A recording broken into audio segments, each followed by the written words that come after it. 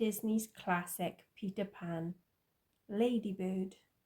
There once was a house in London where a family named Darling lived. They were Mr. and Mrs. Darling and their 3 children, Wendy, John and Michael. Watching over children was Nana, the nursemaid, who also happened to be a dog. It was to this home that Peter Pan came one magical night. He chose this house for one very special reason. There were people there who believed in him, but not Mr. Darling. He only thought about business, the importance of being on time and dressing properly. But Mrs. Darling was still young enough at heart to believe that Peter Pan was the spirit of youth. Then there was John and Michael. They knew how to fight off pirates, whoop like Indians, and march like soldiers.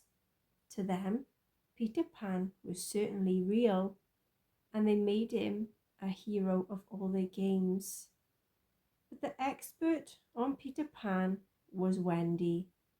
She knew everything there was to know about him. On this particular night, after Michael and John had drawn a pirate map on their father's shirt front, Mr. Darling angrily declared the children need to grow up. Then turning to Wendy, he added, "This is your last night in the nursery, young lady, and there will be no more dogs for nursemaids in this house." Mr. Darling cried out as he marched Nana outside, where he tied her up for the night. That's how it came to be that, when Mr. and Mrs. Darling went out to a party later that night, Wendy, Michael and John were left all alone, asleep in their room. Peter Pan and his pixie, Tinker Bell, slipped in through the window.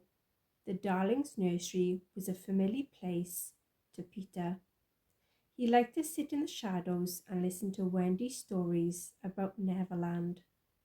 But on his last visit, Peter had been separated from his shadow. Tonight, he had come to get it back. "Well done, Tink, you found it," Peter whispered. Then Tinker Bell discovered his shadow. The shadow was in no hurry to become caught. It flittered and skittered around the room. Peter charged after it, making such a racket that Wendy woke up. "Peter Pan, I knew you'd come," Wendy cried. "I saved your shadow for you. Let me sew it on for you." "Oh, Peter, I'm so glad that you came back tonight, because it's my last night in the nursery," she added sadly. "But that means no more stories," cried Peter. "I won't have it. Come on, we're going to Neverland. You never grow up there. John, Michael, wake up. Peter's taken us to Neverland," cried Wendy. "But Peter, how do we get there?" "Fly, of course. It's easy. All you have to do is to think a wonderful thought." And said Peter, shaking Tinker Bell, "add a little bit of pixie dust." "We can fly," shouted Wendy, John and Michael as they followed Peter and Tink out of the nursery window. They soared over the rooftops of London. Peter laughed with glee as he pointed up into the sky. "There it is, Wendy, Neverland. Second star to the right and straight on till morning." From high up in the sky, they finally spotted the land of their dreams. "Look, John," cried Wendy. "Mermaid Lagoon and the Indian camp," yelled John. "There's the pirate ship and its crew," added Michael. "It's just as you told us, Wendy." The captain of the pirate ship was Hook. He hated Peter Pan. "Blast that Peter Pan," said Hook, as he studied a map of Neverland. "If I could only find his hideout, I'd trap him." Captain Hook got his name because he had a hook where his hand should have been. And who was to blame for that? Why, Peter Pan, of course. Hook had another enemy too, the crocodile. He's been following me around for years, licking his chops, said Hook. And he'd have had you by now, Captain, if he hadn't swallowed that alarm clock. Now when he's about, he warns you with his tick-tock, said Smee. Peter Pan, ahoy! Cried the lookout. Instantly Captain Hook forgot about the crocodile. Swoggle my eyes, he cried, looking through his telescope. It's a pan. He ordered his men to load the cannon and fire. Quick, Tink, shouted Peter as the cannonballs flew by. Take Wendy and the boys to the island. I'll stay here and cause a diversion. Tinker Bell took off at once for Peter's hideaway, but she purposely flew too fast, leaving the others far behind. Tinker Bell, wait for us. We can't keep up with you, yelled Wendy and the boys. But Tink didn't want to wait. Peter Pan had hardly looked at Tinker Bell since Wendy had come along. Tink didn't like it one bit, and now she had a plan. Tinker Bell zoomed ahead, flying into an opening in a tree where the Lost Boys and Peter lived. She told the boys Peter had sent her with a message that there was terrible Wendy bird headed their way. Peter's orders were to shoot it down. The Lost Boys hurried out from their hiding place. I see it, yelled Skunk, as he and the others placed stones in their slingshots. Ready, aim, fire, shouted the boys. Suddenly, rocks were flying everywhere, hitting Wendy and sending her tumbling from the sky. Lucky Peter Pan arrived just in time to catch Wendy. Peter, you saved my life, said Wendy, throwing her arms around him. I bring you a mother to tell you stories, Peter angrily told the Lost Boys. And you shoot her down? But Tink said it was a bird, stammered Cubby. She said you said it to shoot it, added Rabbit. Tinker Bell said, Peter, you might have killed Wendy. I hereby banish you forever. Please, begged Wendy, feeling sorry for poor Tinker Bell. Not forever. For a week then, declared Peter.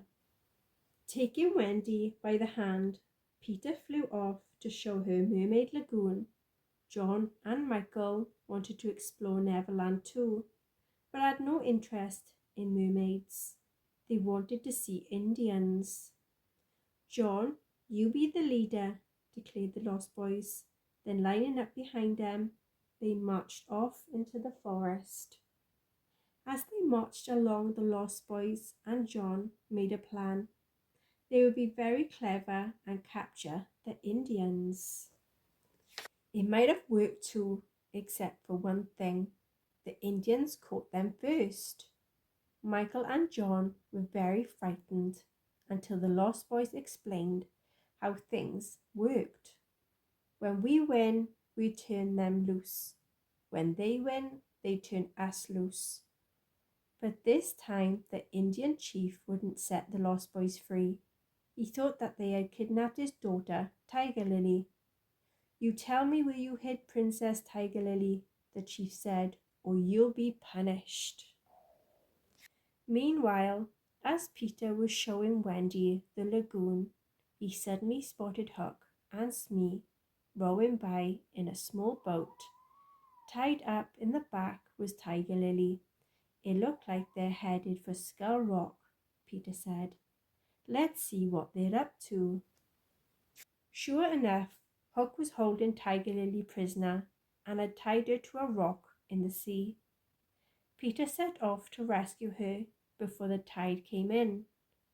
I'll show you the old codfish. Stay here, Wendy, and watch the fun, Peter called. I've got you this time, Pan, Hook cried as he forced Peter near the edge of a cliff. Peter backed away, but Hook followed him. Ah! Hook yelled as he tumbled off the cliff. I'll get you for this, Pan. As he fell towards the water, Hook heard a familiar sound. Tick-tock, tick-tock, tick-tock. The crocodile was waiting. I say, Hook, grinned Peter Pan. Do you hear something? The crocodile swallowed the captain, but the terrified Hook fought furiously and jumped right back out. Smee, Smee, Hook screamed as he tumbled into the boat. Row for the ship! Row for the ship! While Smee rowed as fast as he could, Peter swooped down to save Tiger Lily and fly her back home. The Indian chief was so happy to see his daughter again that he freed John, Michael, and the Lost Boys. Then he placed a headdress of beautiful feathers on Peter Pan, proclaiming Peter Pan Chief Little Flying Eagle. Whoop! Yelled Peter. Oh, how wonderful, said Wendy. Bravo, added John. But there was someone who was not joining in the celebration. Poor Tinkerbell was all alone without Peter or her friends, the Lost Boys, and she wasn't happy at all. And that's just how Smee found Tinkerbell, all alone, sitting by herself. Begging your pardon, Miss Bell, said Smee, catching Tinkerbell in his cap, but Captain Hook would like a word with you, if you don't mind. The captain wanted a word, all right, several of them. We sail in the morning, he told Tinkerbell, if she would only tell him where Peter's hideout was.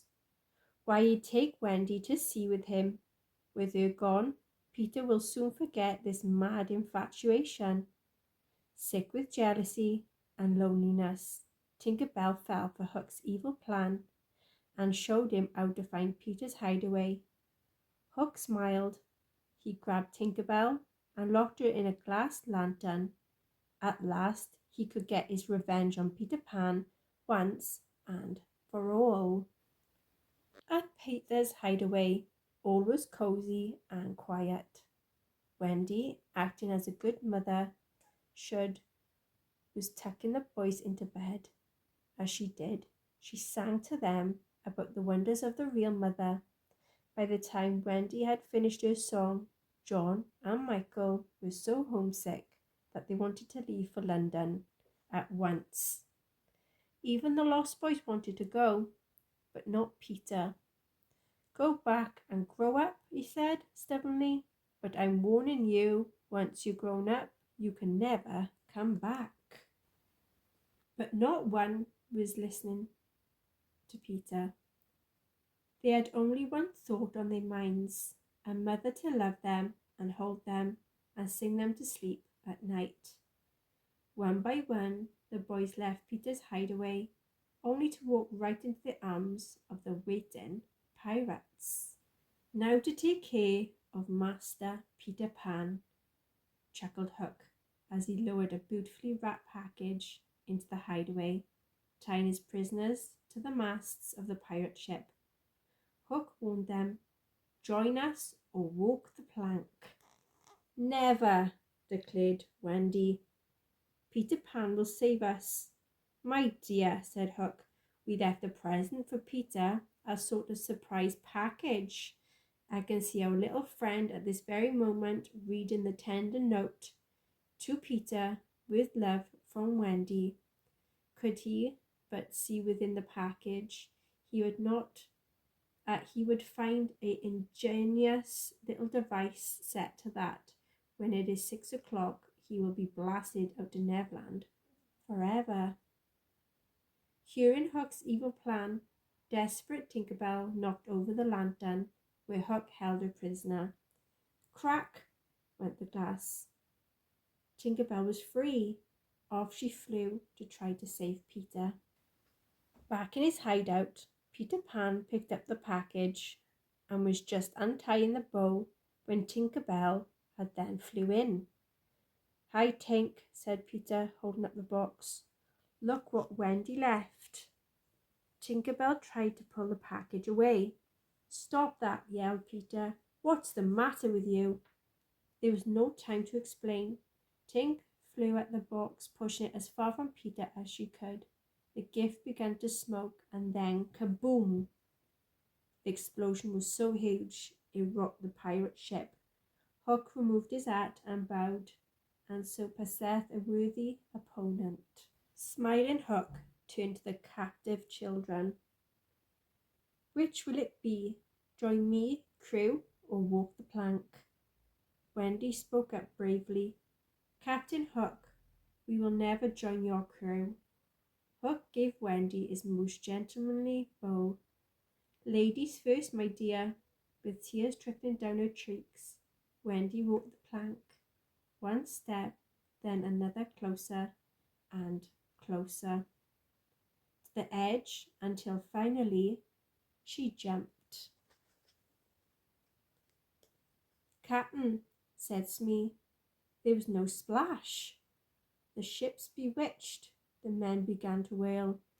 But it wasn't a ghost who had come to haunt Hook. It was Peter Pan, along with Tinker Bell. He had come to save Wendy.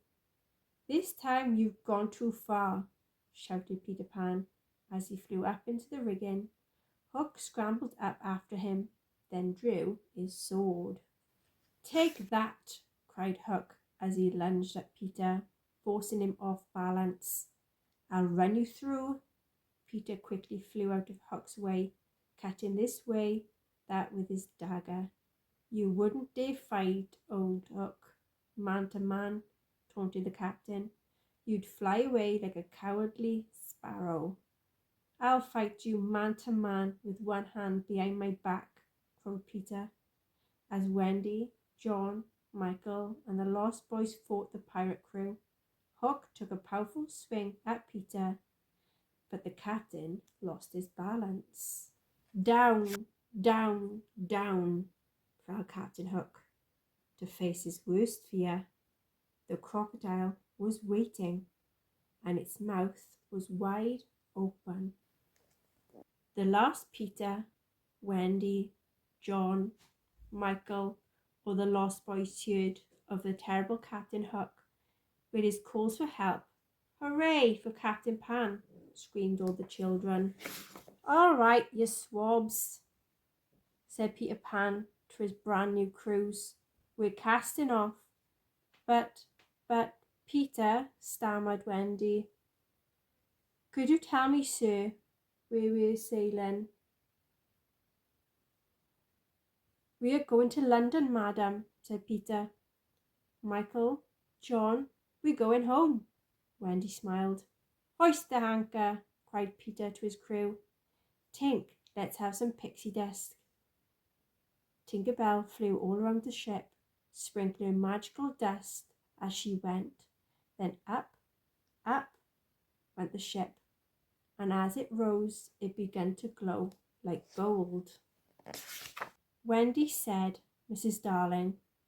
She was gently shaking her daughter, whom she had found asleep by the window. "Oh, Mother, we're back," announced Wendy as she woke. "Back?" asked Mr. Darling. "All except the Lost Boys," explained Wendy. "They weren't quite ready to grow up. It was such a wonderful adventure. Tinker Bell and mermaids and Peter Pan, we sailed away in the ship in the sky." "Mary," said Mr. Darling, not sharing Wendy's excitement at all, "I'm going to bed." But as he turned to leave, Mr. Darling paused to look up into the night sky. There, crossing in front of the moon, was a ship made of clouds. "You know," said Mr. Darling, "I have a strangest feeling I've seen that ship before. A long time ago, when I was very young." And indeed he had.